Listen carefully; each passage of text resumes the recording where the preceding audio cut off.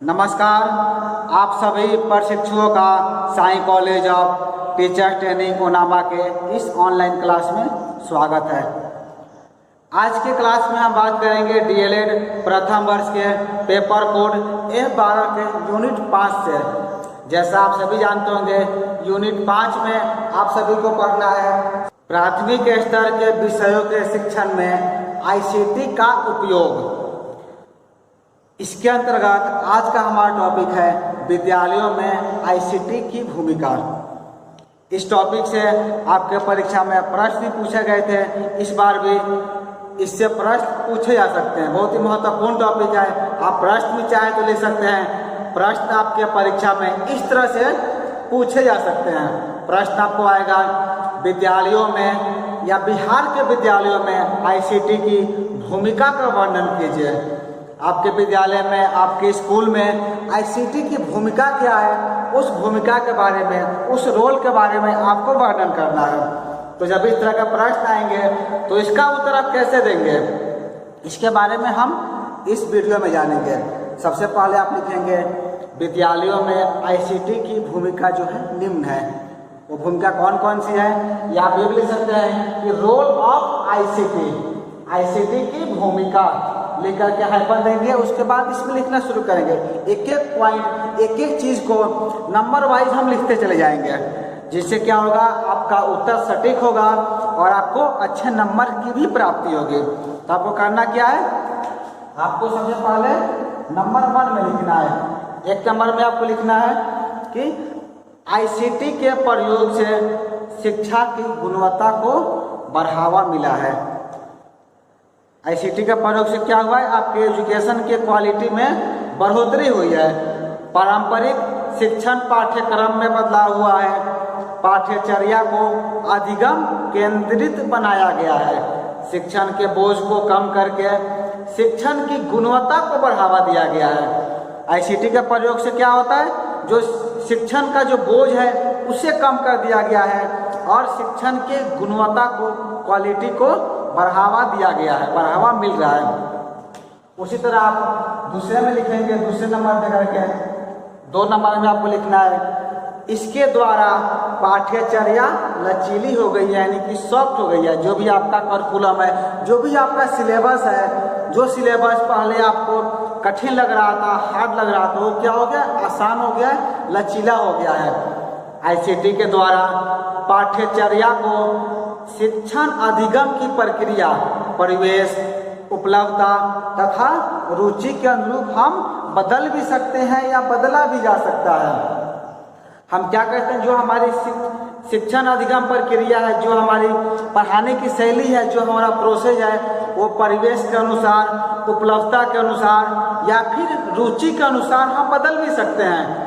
बदलने का अर्थ ये हुआ कि आपके सामने जिस तरह के बच्चे हैं, यदि आप वैसे बच्चे को पढ़ा रहे हैं जो विशिष्ट हैं, या वैसे बच्चे को पढ़ा रहे हैं जो क्या है, अति विशिष्ट है, या फिर नॉर्मल है, सामान्य बच्चे हैं, सामान्य बच्चे, विशिष्ट बच्चे, सबको आप एक साथ पढ़ा रहे हैं, तो क्या कर सकते हैं, वहाँ पर आप आईसीटी का प्रयोग कर सकते हैं। आईसीटी के द्वारा जब पढ़ाएंगे तो सभी बच्चों को हम समान रूप से शिक्षित कर सकते हैं। उसी तरह आप 3 नंबर यानी कि तीसरे नंबर में आपको लिखना है कि पाठ्यचर्या को शीघ्रता से संचालित करने में आईसीटी का योगदान रहा है तथा पाठ्यचर्या के अपडेटिंग में भी आईसीटी की मुख्य भूमिका रहती है।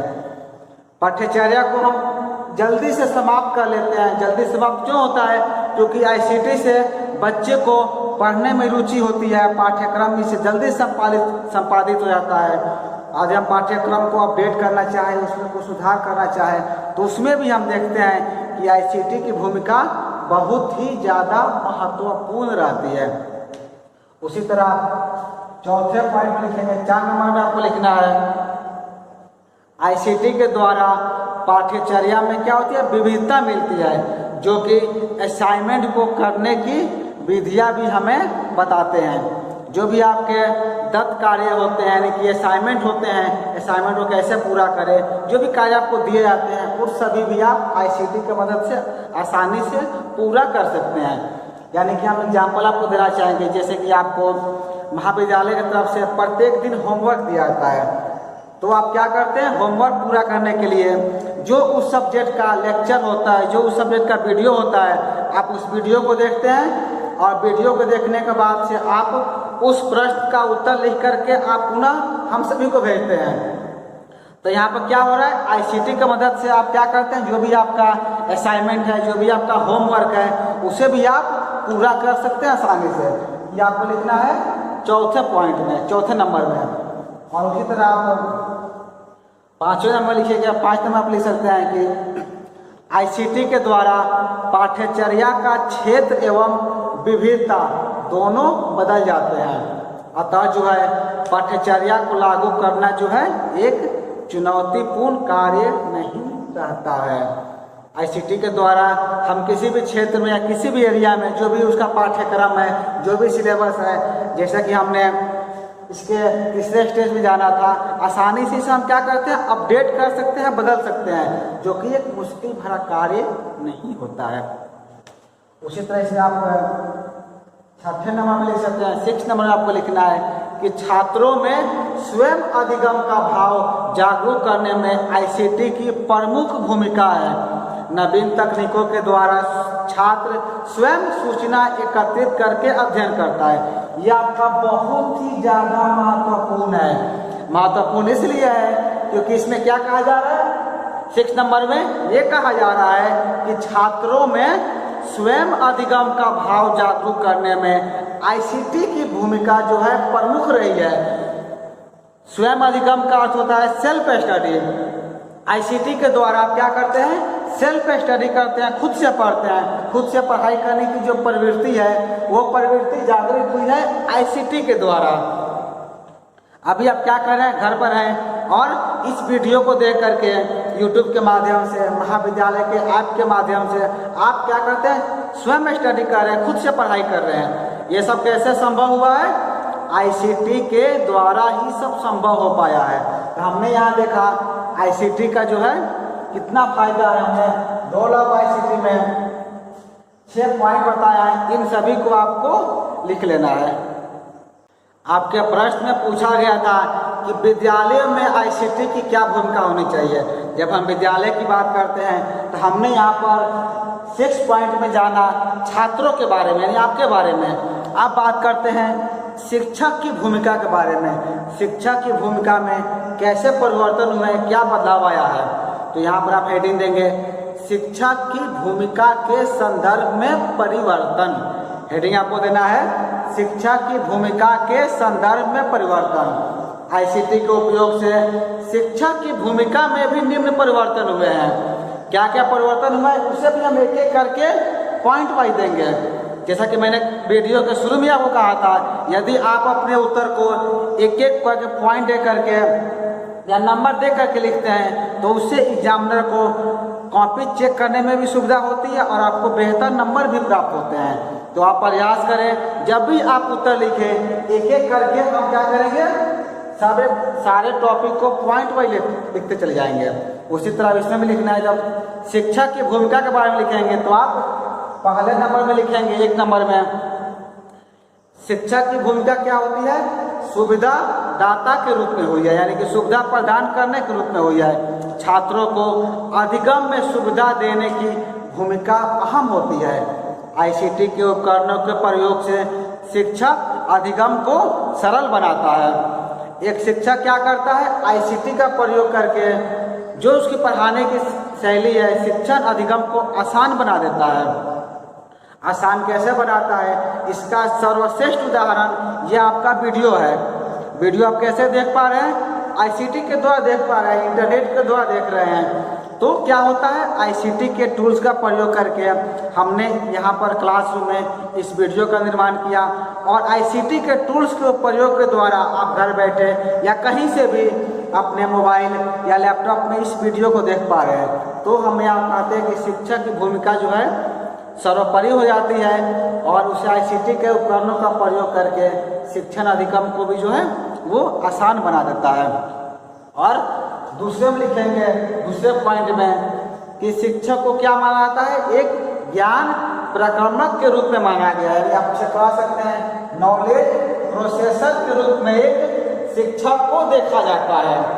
आप एक टीचर को क्या बोल सकते हैं? नॉलेज प्रोसेसर के रूप में, ज्ञान प्रक्रमक के रूप में एक शिक्षक को माना गया है। शिक्षक कठिन विषयों को आईसीटी के माध्यम से सरल रूप में प्रस्तुत करता है, जो कि छात्रों के लिए अधिक उपयोगी हो जाता है। शिक्षक क्या करते हैं? जो भी कठिन विषय हैं, उन कठिन विषयों को आईसीटी के माध्यम से अपने विद्यार्थियों के समक्ष आसान भाषा में सरल रूप में प्रस्तुत करते हैं, जिससे कि विद्यार्थियों को विषय को समझना आसान हो जाता है, सरल हो जाता है। उसके बाद आप तीसरे में लिखेंगे, तीसरे नंबर में आपको लिखना है, शिक्षक छात्रों को अनुशासित करने तथा उनकी अवधारणाओं को स्पष्ट करने के लिए समय दे पाता है। छात्रों का संदेह अस्पष्ट विषय वस्तु को और अच्छे ढंग से प्रस्तुत करता है। छात्रों को दिशा निर्देश करने में ऊर्जा एवं समय की बचत होती है। आईसीटी से क्या होता है? कम समय में कम एनर्जी खर्च किए हम चीज़ों को आसानी से समझा देते हैं, बच्चे आसानी से उसे समझ लेते हैं। नहीं तो मान कर चलिए आप किसी विषय को पढ़ा रहे हैं और बार बार आप बता रहे हैं, बार बार आपकी एनर्जी खर्च हो रही है, बार बार आपकी ऊर्जा खर्च हो रही है, उसके बावजूद भी बच्चे समझ नहीं पा रहे हैं, तो क्या होगा? आपका पढ़ाना का जो कार्य है वो असफल हो जाता है। लेकिन जब हम आईसीटी का प्रयोग करते हैं तो आईसीटी के प्रयोग से सब चीज़ें आसान हो जाती है, कठिन विषय भी रोचक बन जाता है और बच्चे आसानी से उसे सीख लेते हैं और समझ लेते हैं। उसी तरह आप इसमें चौथे पॉइंट में लिखेंगे। चौथा पॉइंट आपको लिखना है, परीक्षा, प्रोजेक्ट या कलात्मक प्रस्तुति को लेकर छात्रों को निर्देशित कर सकते हैं। संबंधित तथ्यों को एकत्रित करने का एक माध्यम भी बन सकता है, जिससे छात्रों की प्रस्तुति में सरलता होती है। शिक्षक स्वयं भी इन तथ्यों को आईसीटी द्वारा एकत्रित करके छात्रों को दिखा सकता है। चौथे में क्या करते हैं? जो भी परीक्षा होती है, जो भी परीक्षा होने वाली है आपकी, या परीक्षा, प्रोजेक्ट या कलात्मक प्रस्तुति, इन सभी का हम क्या करते हैं? संकलन करके, इकट्ठा करके छात्र तो सीख ही सकते हैं, या शिक्षक भी चाहें तो उन सभी चीज़ों का इकट्ठा करके, कलेक्शन करके छात्रों को आसानी से वो दिखा सकते हैं। जैसे कि अभी आपकी परीक्षा कुछ दिनों उपरांत होने वाली है, तो आप सभी भी जानना चाहेंगे कि पिछले बार की परीक्षा में कैसा प्रश्न पूछा गया था, प्रश्न पूछने की शैली क्या थी। आप सभी भी चाह रहे होंगे कि हमें प्रीवियस प्रश्न पत्र प्राप्त हो जाए, तो उसके लिए क्या कर सकते हैं? आईसीटी हमारा मदद करता है। आप इंटरनेट पर सर्च करेंगे तो आपको प्रीवियस क्वेश्चन, पिछले साल पूछे गए प्रश्न आपको आसानी से प्राप्त हो जाएंगे। ये काम आप छात्र कर सकते हैं, आप सभी कर सकते हैं, लेकिन एक शिक्षक का भी दायित्व होता है कि उन सभी चीज़ों को कलेक्शन करके, इकट्ठा करके वो आपके समक्ष प्रस्तुत करें। ये कार्य भी हमारे द्वारा संपन्न हुआ है। आप इस वीडियो के जब जाएंगे, इसमें एक ऑप्शन बना होगा प्रीवियस क्वेश्चन का, जहाँ वीडियो अपलोड किया गया है आपके प्लेलिस्ट में या फिर आपके मोबाइल एप्लीकेशन में, तो वहाँ पर देखेंगे प्रीवियस क्वेश्चन के नाम का कॉलम होगा। जैसे उस पर आप क्लिक करेंगे तो आपको पिछले एग्जाम में जो प्रश्न पूछे गए थे उसके भी वीडियो मेरे द्वारा अपलोड किए जा चुके हैं। यानी कि जो भी प्रीवियस क्वेश्चन है उसका कलेक्शन करके आपके डीएलएड के जितने विषय हैं, F1 से लेकर के F12 तक, सभी का प्रीवियस क्वेश्चन का वीडियो अपलोड किया जा चुका है। आप जाकर के उसे देख सकते हैं, जिससे कि आपको अनुमान लग जाएगा कि पिछले बार एग्जाम में किस तरह के प्रश्न पूछे गए थे और परीक्षा की प्रणाली कैसे थे। ये तो हम यहाँ बात कर लिया आपके छात्र के बारे में और शिक्षक के बारे में। जब इन दोनों की बात हो गई तो तीसरा और सबसे महत्वपूर्ण तथ्य होता है, और वो ये होता है कि शिक्षण विधियों के संदर्भ में परिवर्तन। आईसीटी से क्या हुआ है? जो भी आपकी शिक्षण विधियाँ है, जो भी आपकी पढ़ाने की शैली है, जिस विधि से आप पढ़ाते हैं, जो आपका टीचिंग मेथड है, उसमें भी परिवर्तन हुआ है। हम देखते हैं कि आईसीटी के उपयोग से शिक्षण विधियों के संदर्भ में भी निम्न परिवर्तन हुए हैं। आप इसे भी लिख सकते हैं। आप क्या करेंगे, हेडिंग देंगे शिक्षण विधियों के संदर्भ में परिवर्तन। उसके बाद आपको लिखना है आईसीटी के उपयोग से शिक्षण विधियों के संदर्भ में भी निम्न परिवर्तन हुए। उसे भी आप एक एक करके पॉइंट देकर के लिख लेना है। पहले पॉइंट में आप लिखेंगे आईसीटी के माध्यम से शिक्षण विधियों को रुचिकर बनाया जा सकता है। जो भी आपकी टीचिंग मेथड है, जो भी आपकी टीचिंग विधि है, शिक्षण विधि है, उसे क्या कर सकते हैं आप, रुचिकर बना सकते हैं, इंटरेस्टिंग बना सकते हैं। और दूसरे में आपको लिखना है शिक्षण विधियाँ यथार्थ अनुभव के निकट होती है। जो भी टीचिंग विधि है, जो भी शिक्षण विधि है, वो क्या होता है, यथार्थ अनुभव के निकट महसूस होती है।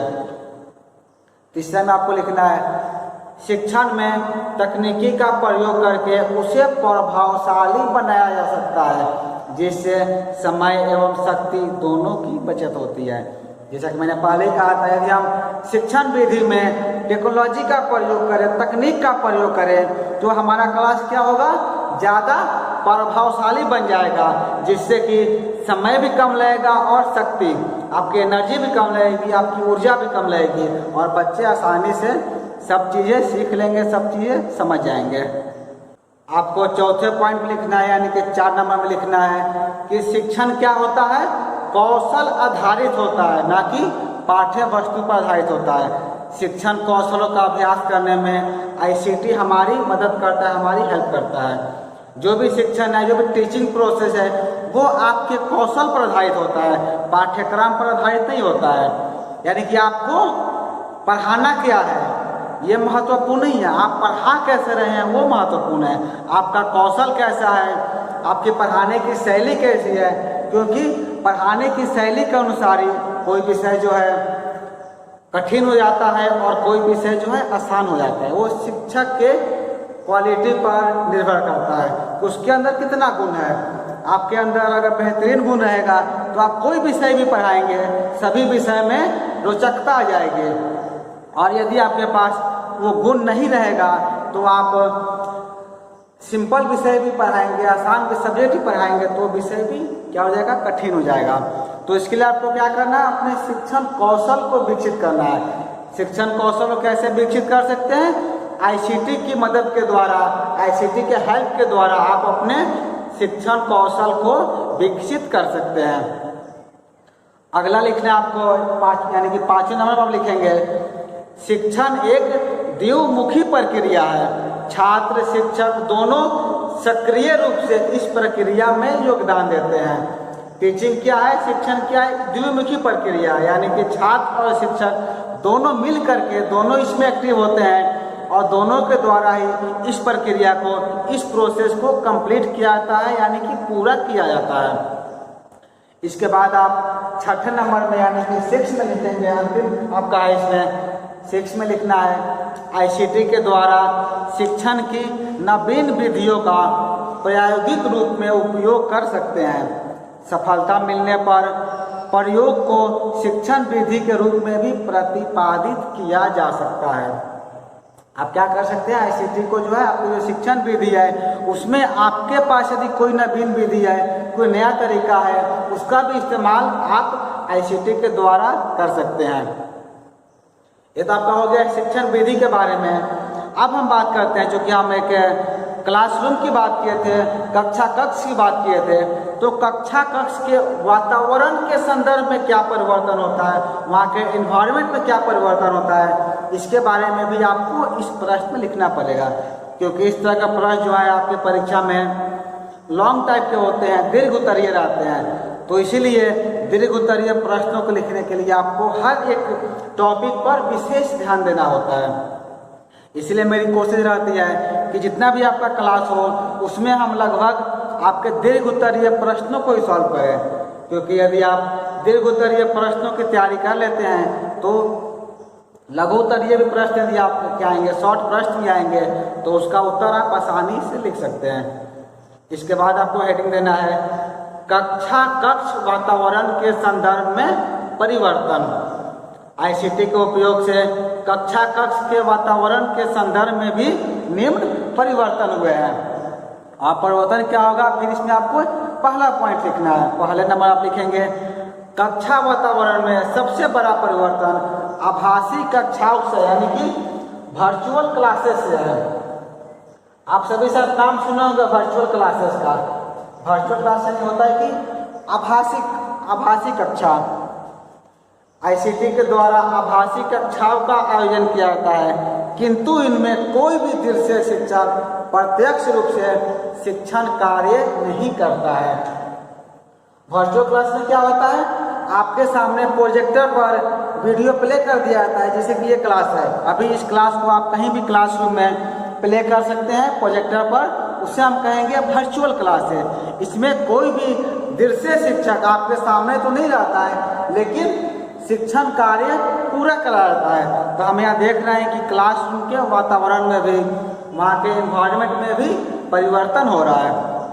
उसके बाद आप दूसरे में लिखेंगे, सेकंड नंबर में आपको लिखना है स्मार्ट क्लास आधुनिक तकनीकी का एक उदाहरण है। छात्रों को बड़े पर्दे पर पाठ्य वस्तु की सक्रिय शिक्षा दी जाती है जो रोचक और उत्साहवर्धक होती है। जैसे आपका जो वर्चुअल क्लास है कहाँ होता है, ये आपके स्मार्ट रूम में दिया जाता है। स्मार्ट रूम में प्रोजेक्टर, वो स्लाइड सब कुछ सेट किया रहता है। आप स्मार्ट रूम में जाते हैं, वहाँ पर आप वर्चुअल क्लासेस प्रदान करते हैं। यानी कि आप वर्ल्ड के, विश्व के किसी भी शिक्षक से भी कहीं भी घर बैठे ज्ञान प्राप्त कर सकते हैं। वो आपके होता है आपके वर्चुअल क्लास में, जो कि आपके विद्यालय महाविद्यालय में संचालित किया जाता है। इसके बाद आप तीसरे पॉइंट लिखेंगे, 3 नंबर में आपको लिखना है आईसीटी के उपयोग से कक्षा का वातावरण क्या होता है, सक्रिय रहता है, एक्टिव रहता है। छात्र अपनी ओर से सक्रिय योगदान देते हैं, विषय से संबंधित प्रश्नों को पूछकर सही उत्तर देकर कक्षा के वातावरण को सकारात्मक बनाते हैं। आईसीटी में क्या होता है, जैसे कि मैंने आपको पिछले वीडियो में बताया था, जब हमने ऑनलाइन क्लास के बारे में पढ़ाई कर रहे थे, ई लर्निंग, ओपन लर्निंग का आप वीडियो देखेंगे तो उसमें मैंने आपको बताया कि ई लर्निंग के भी 2 भाग होते हैं, यानी कि सिंक्रोनस ई लर्निंग और असिंक्रोनस ई लर्निंग। आप वो वीडियो देख लेंगे तो ये कंसेप्ट आपका पूरा क्लियर हो जाएगा। जो वर्चुअल क्लासेस का कंसेप्ट है, जो ऑनलाइन क्लासेस का कंसेप्ट है, ई लर्निंग का कंसेप्ट है, उस वीडियो में विस्तार से हम समझाए हैं। आप वो वीडियो देख लेंगे, वो वीडियो भी अपलोड किया जा चुका है। तो जब आप वो वीडियो देख लेंगे तो ये पूरा जो कंसेप्ट है, जो रोल ऑफ आईसीटी आपके विद्यालय का है, पूरा कंसेप्ट वहाँ पर आपका क्लियर हो जाएगा। तो चलिए हम आगे देखते हैं। अब हम आपको लिखना है चौथा नंबर। 4 नंबर में लिखेंगे कक्षा को छात्रों के अनुकूल बनाया जाता है। कक्षा का वातावरण अधिगम में सहयोग करने वाला होता है तथा छात्रों को एकाग्रचित करने में सहायता करता है। आईसीटी के द्वारा क्या होता है, छात्र जो आपका क्लासरूम है, इसमें छात्र आपके अनुकूल होते हैं, एक समान वातावरण बन जाता है और एकाग्रचित होकर ध्यान लगाकर सब चीज़ों को वो देखते हैं। और 5वें नंबर लिखेंगे, 5 नंबर लेकर के आपको लिखना है मिश्रित कक्षा भी प्रचलन में है। विशेष तथा सामान्य छात्रों को आईसीटी के माध्यम से एक साथ शिक्षा दी जा सकती है। जैसा कि मैंने आपको पहले ही बताया था, आईसीटी के द्वारा जो भी सामान्य बच्चे हैं और विशिष्ट बच्चे हैं, उन सभी को एक साथ मिला करके हम शिक्षा प्रदान कर सकते हैं, उन्हें शिक्षित कर सकते हैं। जैसा कि पिछले साल एक प्रश्न पूछा गया था आपके परीक्षा में, वो प्रश्न ये था कि यदि आपके क्लास में हर तरह के बच्चे हैं, यानी कि विशिष्ट बच्चे भी हैं, सामान्य बच्चे भी हैं, तो आप कौन सी शिक्षण विधि का प्रयोग करेंगे? तो वहाँ पर इसका राइट आंसर था आईसीटी सम्मिलित शिक्षण विधि का हम प्रयोग करेंगे। जैसा कि हमने यहाँ पर 5वें नंबर में जाना कि मिश्रित कक्षा का संचालन हो रहा है आईसीटी के द्वारा। आईसीटी के द्वारा हम क्या कर रहे हैं, जो सामान्य बच्चे हैं और जो विशिष्ट बच्चे हैं, उन सभी को एक साथ मिला करके हम शिक्षा प्रदान कर रहे हैं। और इसका एक बहुत ही महत्वपूर्ण और अंतिम टॉपिक है, यानी जब हम क्लासरूम की बात करते हैं, कक्षा कक्ष की बात कर रहे थे। तो हमने इस वीडियो में जाना छात्र के बारे में, शिक्षा के बारे में, उनके पढ़ाने की शैली के बारे में, और तीसरा जाना आपके इन्वायरमेंट वातावरण के बारे में। चौथा और सबसे महत्वपूर्ण है और वो है मूल्यांकन। मूल्यांकन प्रक्रिया के संदर्भ में भी परिवर्तन। क्योंकि जब आप क्लास जाते हैं तो क्लास में क्या करते हैं, आप पढ़ाई करते हैं, पढ़ाई करने के बाद परीक्षा देते हैं, फिर आपको परिणाम प्राप्त होता है, आपके द्वारा दिए गए प्रश्नों का मूल्यांकन किया जाता है जो आप क्लास में पढ़ाई करें। तो जो मूल्यांकन प्रक्रिया है, मूल्यांकन प्रक्रिया में भी आईसीटी का उपयोग किया जाता है। क्योंकि मैंने जो मेरा प्रश्न क्या था, पूरे आपके कक्षा कक्ष का था, क्लासरूम का था। तो आप हेडिंग याद देंगे, मूल्यांकन प्रक्रिया के संदर्भ में परिवर्तन। आईसीटी के उपयोग से मूल्यांकन प्रक्रिया के संदर्भ में भी निम्न परिवर्तन हुए हैं। वो कौन कौन से परिवर्तन हुए हैं, चलिए हम देखते हैं। आपको क्या करना है, पहले पढ़ने एक नंबर में लिखना है। इसमें आप लिखेंगे कि मूल्यांकन की परंपरागत तकनीकी के अनदेखे पहलुओं को ध्यान में लाया गया है। छात्रों के विकास तथा शैक्षिक दोनों स्तरों का मूल्यांकन किया जाता है, जिससे छात्रों के सर्वांगीण विकास पर ध्यान देना सरल हो गया है। आईसीटी के द्वारा क्या है, छात्रों के जितने भी पहलू हैं, आप सभी पहलू पर ध्यान रख सकते हैं, उन्हें बेहतर तरीके से मूल्यांकन कर सकते हैं। उसी तरह आपको दूसरे में लिखना है, सेकंड में आप लिखेंगे परीक्षा प्रणाली में भी बदलाव किए गए हैं। आईसीटी के द्वारा ऑनलाइन परीक्षा, साक्षात्कार यानी कि इंटरव्यू आदि किया जाता है, जिसमें कंप्यूटर द्वारा संप्रेषण लिखित या मौखिक दोनों रूपों में किया जाता है। जैसा आप सभी जानते हैं, आजकल हर चीज़ें क्या करिए, ऑनलाइन की जा रही है, यानी कि ऑनलाइन पढ़ाई, ऑनलाइन परीक्षा, ऑनलाइन एग्जाम, ऑनलाइन इंटरव्यू, सब कुछ हम ऑनलाइन कर रहे हैं, आईसीटी पर निर्भर होते चले जा रहे हैं। तो जो परीक्षा प्रणाली जो हमारी पहले की थी, अभी क्या हो रही है, वो परिवर्तन हो रही है उसमें। आप सभी भी देखते होंगे, जब आप परीक्षा देने पहले जाते थे तो ऑफलाइन परीक्षा देते थे, लेकिन आजकल क्या हो रहा है, सभी परीक्षाओं को ऑनलाइन आयोजित किया जा रहा है। तो हमने यहाँ देखा कि मूल्यांकन में भी, परीक्षा प्रणाली में भी परिवर्तन किए गए हैं। इसके बाद आपको लिखना है तीसरे नंबर में, तीसरा में आप लिखेंगे कि आईसीटी के द्वारा बिना कागज कलम यानी कि पेपर पेन के बिना भी परीक्षा शिक्षण अधिगम किया जाता है, जिसका पृष्ठ पोषण यानी कि फीडबैक भी तुरंत प्राप्त हो जाता है। छात्रों को प्रतीक्षा नहीं करनी पड़ती है। यानी कि इसमें क्या होता है, आप एग्जाम देते हैं और आपका परिणाम भी है तुरंत आपको दे दिया जाता है। आईसीटी का फायदा ये है, आईसीटी का बेनिफिट है, यानी कि आप ऑनलाइन एग्जाम दिए, आपका सारा क्वेश्चन ऑब्जेक्टिव रहता है, आपको तुरंत कंप्यूटर के द्वारा उसका मूल्यांकन भी कर लिया जाता है और तुरंत आपको उसका उत्तर भी आपको दे दिया जाता है, आपको इंतजार नहीं करना पड़ता है। इसमें बिना कागज कलम की परीक्षा ली जाती है, तो परीक्षा प्रणाली में ही परिवर्तन हुआ है। और इसमें क्या, जो भी आपका फीडबैक है, आप फीडबैक भी अपना दे सकते हैं। जैसे कि ये वीडियो आप देख रहे हैं, आपको कहीं भी कुछ समस्या हो तो आप क्या कर सकते हैं, कमेंट सेक्शन में कमेंट करके कुछ भी पूछ सकते हैं कि हमें ये चीज़ यहाँ समझ नहीं आया, ये चीज़ कैसे करेंगे।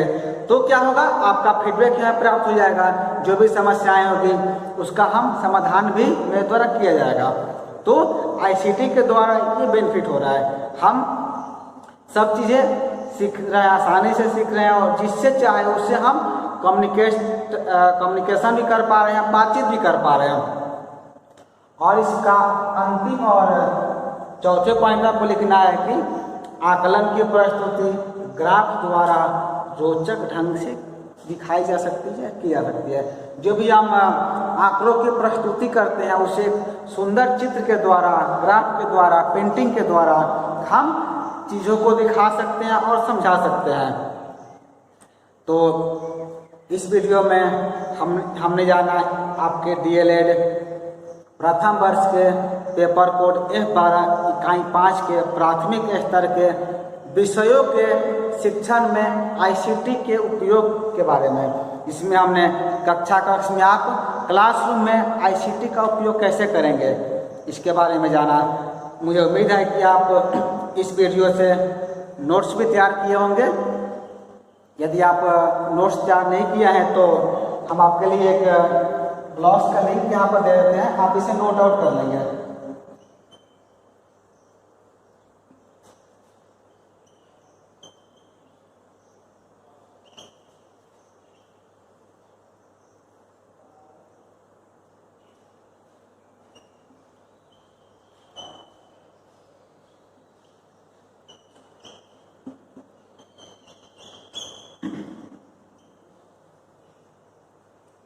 BISWAJEETK1.BLOGSPOT.com ये क्या है? ब्लॉग स्पॉट है। ब्लॉग स्पॉट शायद आप सभी जानते होंगे, ये गूगल का एक भाग होता है। आपको करना क्या है, गूगल में जाकर इतना टाइप करना है। टाइप करके जैसा आप इंटर करेंगे आपको एक आइकन खुलेगा, उस पर क्लिक करेंगे तो क्लिक करने के बाद आपको जो आपके DLED के जितने वीडियो अभी तक प्रोवाइड किए गए हैं सभी का नोट्स आप यहाँ से आसानी से डाउनलोड कर सकते हैं। इस वीडियो का नोट्स भी आपको वहाँ से मिल जाएगा, जो कि आपकी परीक्षा के लिए बहुत ही महत्वपूर्ण है। जैसे कि मैंने कहा कि प्रीवियस क्वेश्चन भी मेरे द्वारा आप सभी के लिए उपलब्ध कराया गया है, तो प्रीवियस क्वेश्चन भी आपको यहाँ से आसानी से प्राप्त हो जाएगा। तो आप इस आइकन पर क्लिक करना है, इस ब्लॉग स्पॉट पर जाना है और सब चीज़ें आप आसानी से डाउनलोड कर सकते हैं और अपनी परीक्षा की तैयारी बेहतर तरीके से कर सकते हैं। क्योंकि आपकी परीक्षा में अब ज़्यादा रिसर्च नहीं बचा है, तो इसीलिए आप सभी तैयारी अपनी अभी से शुरू कर दीजिए, तभी आप बेहतर प्रदर्शन कर सकते हैं। तो इस वीडियो में इतना ही। हम अगले वीडियो में DLED F12 के बाकी यूनिट को लेकर आएंगे। धन्यवाद।